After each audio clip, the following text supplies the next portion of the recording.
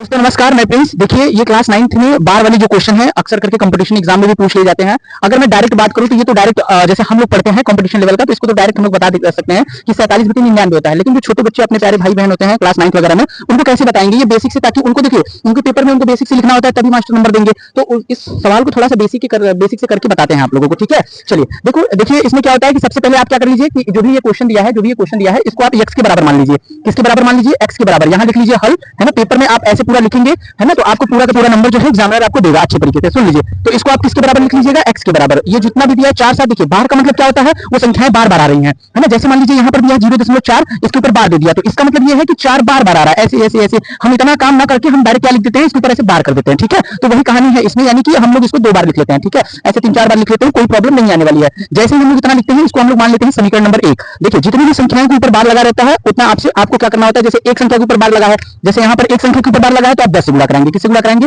10 से। अगर 2 संख्या के ऊपर बार लगा है तो आप 100 से गुणा कराएंगे। किससे गुणा कराएंगे? 100 से। तो वही कहानी इसमें करना है। देखिए यहाँ पर 2 संख्या के ऊपर बार लगा है तो आप क्या करेंगे, आप लिखेंगे कि समीकरण फर्स्ट में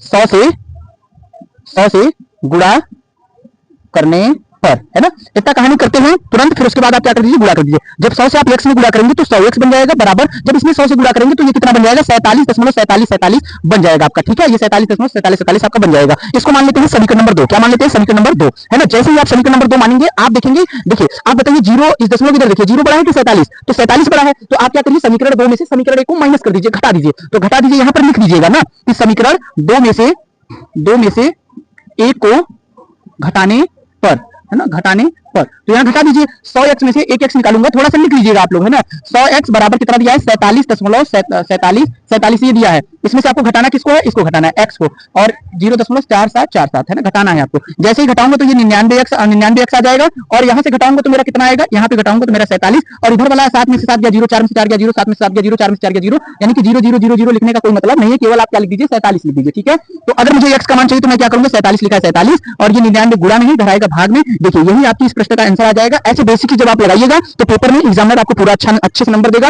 लेकिन कंपटीशन एग्जाम में अगर आप हैं तो ऐसे करेंगे तो जीवन आपका खराब करेगा। अगर आपको वीडियो समझ में आया तो लाइक सब्सक्राइब जरूर कीजिएगा। धन्यवाद।